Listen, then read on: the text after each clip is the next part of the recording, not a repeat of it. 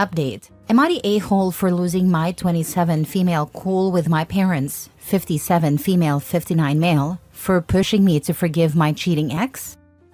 Original post. I was to be married in July. 2 months ago, I came home from a work trip to find my ex-fiancé in bed with my BFF's sister. I kicked him out, canceled the wedding, warned him I would get rid of his stuff if he didn't come get it all, then weeks later dumped it all on a curbside with a free sign. Sold or donated or dumped everything he gave me, and pawned a ring. I blocked him everywhere. Called the cops on him when he showed up after I gave his stuff away, banging on my door. Called him again when he turned up at my workplace and made a scene, and called him on his family when they showed up en masse to plead his case.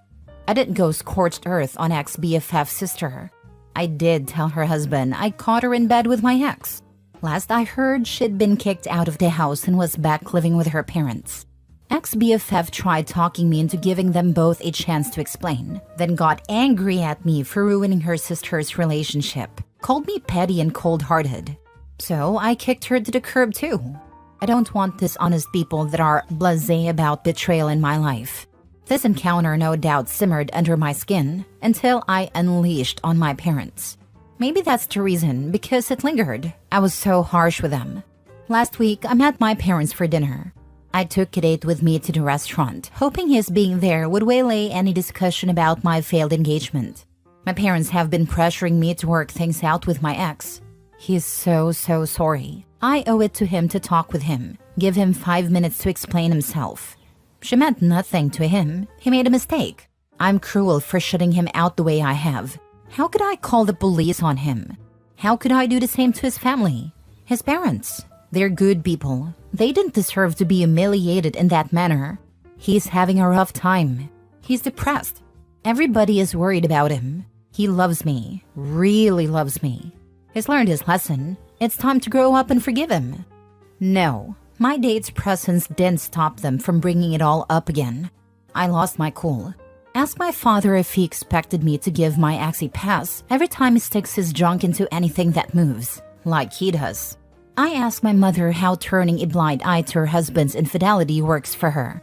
How does she hold her head up while having lunch with women that have slept around with her husband for years? Is that the kind of man and life she wants for me and my sister? For her daughters? I asked if they had any idea of the impact that knowledge had on me and my siblings growing up. Knowing that dad was late home from work because he was screwing his secretary.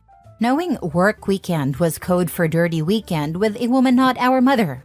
Did they not know why it was that of their 4 children, I'm the one that still talks to them? Do they not question why they were not invited to my brother's weddings? Why they have never met either of my brother's wife and children? Do they think my sister's silence is because she's being dramatic and throwing a tantrum? Really? I stood from the table, congratulated them on the loss of their last remaining child, and told them I hoped their arrogance, willful blindness, and misery was a comfort to them to their last breaths.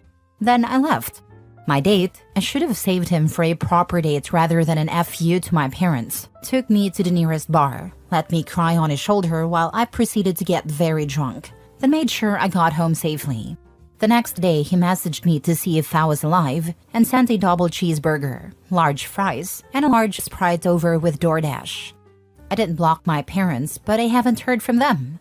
It's been a week and I've calmed down enough to feel regret. Not for what I said, but because I can see the looks on their faces when I made my final farewell. I crushed them, hurt them, especially my mother. Despite their faults, and there are many, I love my parents. I don't like knowing I hurt them. I'm feeling a lot of guilt about it. Am I the a-hole? Edit. I have yet to read all the comments, but from what I have seen so far, I think some details need to be cleared up. My date knew we were going to have dinner with my parents. He asked me out that morning. I told him I had plans for the evening and jokingly asked if he wanted to come along. I didn't expect him to say yes. I then informed him I wasn't serious, and anyway, it would probably be a little uncomfortable. And he said if needed, he could post bail. So there you go. He did not enter that restaurant unaware of potential drama. The people mentioned in my post are not the only people in my life. I have my siblings in my life. They didn't cut me off. My sister flew in to be with me just days after I discovered the cheating. And I have good friends. Friends who helped me pack up ex's things. Helped me to move it all down to the curb. A friend that found me a guy that paid a fair price for the engagement ring. I only mentioned ex-BFF, etc. because how they acted and what they were saying contributed to all those buried feelings that had been dormant for years coming out when they did, in the way they did. Top comments before reading the update 6 months later. Not the a-hole. Well, maybe to the date, but he seemed to take it well. Good for you for not taking back a cheater. What's wrong with all these people who think you should have? Seems like she has had too much experience with cheaters. No wonder she doesn't tolerate that BS. Not the a-hole. So many people say be the bigger person, but that's just straight up BS. They want you to turn a blind eye to betrayal, but no. Some of us find that to be a complete deal breaker. I'm with you 100%. Cut them all out of your life, because what's more important is your mental well-being and not giving closure or forgiveness towards those that hurt you. As for your parents, they made their choices, and now they have to live with the consequences of their crappy actions. Also, your date sounds like a good person. Regardless of how that turns out, he stood by you and gave you comfort food. That's a big plus in my book. I could maybe be the bigger person if he got me a burrito instead of the taco I wanted. Cheating on me in my apartment in my bed? Buzz off. Take your filthy butt out with the other piece of trash. Now 40 updates 6 months later. It's been a minute since I was here last. Life has been busy, work has been busy, and updating Reddit wasn't on my mind. Apologies to all those that continue to send messages asking for an update. I figure better late than ever. A quick recap. Lost my temper with my parents when they tried to push me to forgive and reconcile with my cheating ex. Some really hurtful and harsh truths were shared by me to them in the moment.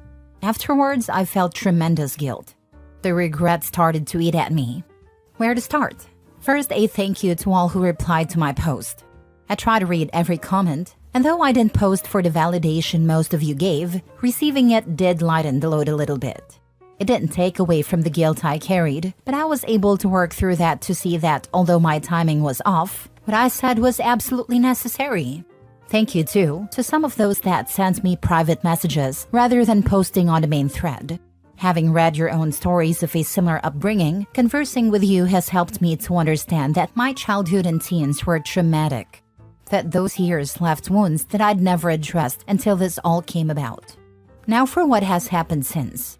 My mother left my father not long after my post. Maybe a couple of weeks after. She showed up at my apartment one night with her luggage. I can't explain how broken and pitiful she was. I brought her inside, held her, and my heart broke for her.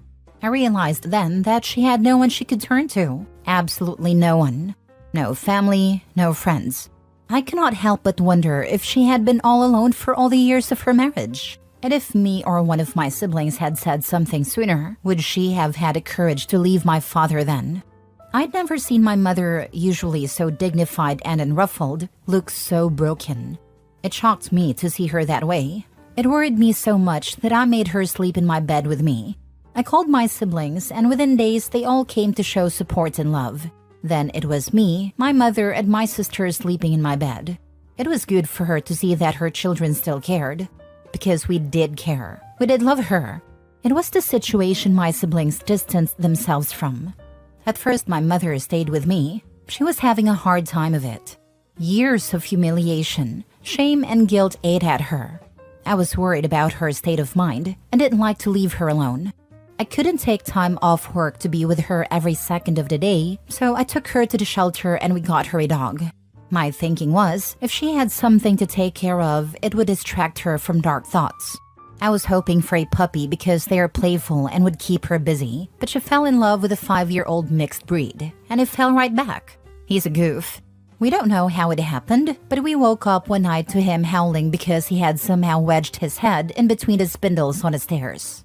His whole head. We had to call the fire department to rescue him. Of course, my mother didn't think he was at fault, and she now refers to him as her baby. He adores my mother, though. My oldest brother moved some things around, then moved her across the country to live with him and his family. He thought she would do better if there was no chance of her running into Dad or one of his many women. He found her a therapist and that seems to be working. She is loving being a grandmother, and all reports are that she is an indulgent one. She has a separate in-law suite, so she gets to see them every day. My brother tells me when the kids go missing, they can now be found at grandma's. My dad is my dad. He doesn't lack for company. I had dinner with him not long after my mother moved across the country, where he introduced me to the new woman in his life. I reminded them both that I knew exactly who she was, considering she called my mother her best friend for all my life. Cue another awkward dinner. My dad tried to make it as pleasant as he could, but whenever she spoke to me, I would bring up a memory from my childhood of her spending time with our family and ask if she was sleeping with my father all the way back then. The next day, he called to tell me how disappointed he was with me. I felt it only fair to share my own disappointments. We argued for a bit. He tried to downplay all he had done over the years, tried to play the victim of his own actions. I ended up cutting the conversation short and blocking him. It was just over a month ago when he showed up at my door. I wouldn't let him in, and I'm sure that rattled him some. He told me he didn't want to lose me too. Say what you want about him, but he is my dad. I love him. I don't want to lose him either. He promised he wouldn't force me to interact with any of his women. So far, we have had a couple of pleasant outings that have gone well so far. I am cautiously hopeful that we can continue to be in each other's lives. As for me, well, I took that advice some of you gave me and I am in therapy. It is humbling to come to the realization that though you may think you're fine, you are actually not. It has been almost unbearable to face all that history and excruciatingly painful to dig through it all. At the end of some sessions, all I want to do is head to the nearest bar and drink until I forget all about what I just went through, to find out where it all started and why I am the way I am. I think therapy is one of the most difficult things I have ever done. I don't know how some of you have been doing it for as long as you have. I also don't know why you do it so willingly. I'm a crazy nutter for listening to all you nutters in the first place. But it is helping. Now for the update most of you want. I cannot even tell you how many messages I continue to receive from people wanting to know about him. It was almost like you all were saying, "Girl, we don't care about whatever life crisis you're going through. Just tell us about the date." Well, I haven't replied to any of those queries because my post wasn't about him. Now, I figure in a roundabout way I owe you something because you all played a part in where we are today. I won't give you a rundown of everything that has happened between us, but I will give you a few things. He contacted me after seeing a podcast on YouTube. He sent me a link with a query, "Is this you?" It would be an understatement to say I was mortified. My mortification kept me from replying to him. I was so deep in my embarrassment that I didn't even bother to read the messages he sent me over the next couple of weeks. When I finally did read them, it was to find a whole heap of screenshots of people's comments. I'm going out on a limb by saying you don't need me to tell you the contents of the comments he was sending me. I eventually got back to him. It was difficult for us to make time to see each other. As I stated earlier, my life, both personal and professional, has been busy. He is also a life and work. We were only able to meet up for coffee a couple of times. I didn't think we were going to be able to grow a friendship, let alone anything beyond that. I've since learned that he is tenacious and persistent, like a dog with a bone. He kept at it until we found time to go on a second date. The date went well and led to another, then another. Then he introduced me to the two most important people in his life, his grandparents. His grandfather carves little wooden figurines, and I have since acquired a flock of wooden birds. His grandmother thinks I'm too skinny. She feeds me whenever I see her, and usually sends me home with food. He gets along with my sister and brothers. He came with me to visit my mother on her birthday and met them all. He was very gracious with her. I had him saved in my phone as Cheeseburger. He took issue with that because he bought me a double cheeseburger. So I started calling him Double Cheese and then shortened that to DC. He is still saved in my phone as Cheeseburger. He's an undercover Swiftie and I don't quite know what to do with that. I don't have anything against Taylor Swift, but I sure didn't pick him to love her.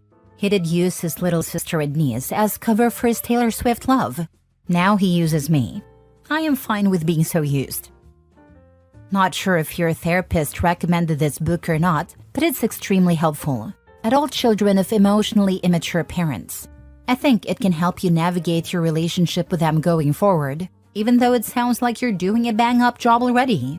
I love how you called out your dad and your mom's old friend. I'll check it out. Thanks for the recommendation. Last story. Am I the a-hole for refusing to help my sister with her kids after she slept with my husband? I, 29 female, have been married to my husband, 31 male, for 6 years. My older sister, 32 female, has always been someone I looked up to, even though our relationship has been rocky at times. She's married with 2 young kids, and I've always gone out of my way to support her and be the best aunt I can be. Okay, so last year, I found out that my husband cheated on me with her, sending nude pics, etc. I found out through these text messages. It completely broke me. When I confronted both of them, they apologized profusely, and my husband swore it was a mistake, and that he wanted to work things out. My sister cried and said it was a one-time thing, and that she was so ashamed. As far as I know, pics were exchanged, but nothing happened between them in real life. But honestly, I could never look at her the same way after that. I decided to try to make my marriage work, which looking back, I'm not sure was the right decision, but I completely cut my sister off. I didn't talk to her for almost a year. My family knows about what happened, but they've tried to brush it under the rug, saying people make mistakes and that I should forgive her because she's family. Now here's where things get messy again. My sister's husband had to go away for work, and she's been overwhelmed taking care of their kids on her own. She reached out to me, begging for help. She said she's exhausted and really needs a break, and that her kids miss me. I told her no. I'm still furious about what she did, and I don't feel like I owe her anything after what she put me through. She started crying, saying she's sorry and that I'm being cruel for punishing her when she's already feeling so guilty. My parents are now siding with her, saying that I'm being heartless and that I need to let it go for the sake of the kids. But honestly, I just can't. The betrayal was too deep, and I'm still working through the pain of what happened. I feel guilty about not helping her kids because I love them, but I don't want anything to do with her right now. So, am I the a-hole for refusing to help her even though her kids are innocent in all this? Now for the top comments. Let your parents help her out if they care so much. Maybe a part-time babysitter or something, but not your problem. Many of us raised kids with no family around to help at all, so it can be done. Not the a-hole. Yeah, not the a-hole. Your sister crossed a major line and you're still hurt. You have every right to set boundaries, and just because her kids are innocent doesn't mean you owe her anything after what she did. It's not your responsibility to help her, especially when you're still trying to heal. Your sister. She betrayed you in the very worst way you can hurt someone. Where was her family loyalty when she was sending him nude pics? How disgusting. Morals of an alley cat. And now when she needs a babysitter, she's come crying to you? Nope. No way. Actions have consequences. This is it. Not the a-hole whatsoever. You don't owe a damn thing, including forgiveness. She betrayed you in the most horrible way. Your husband? He deserves the same. I don't know where the two of you are at in fixing your marriage, but I don't think he deserves the chance or the forgiveness either. He is just as guilty as your sister.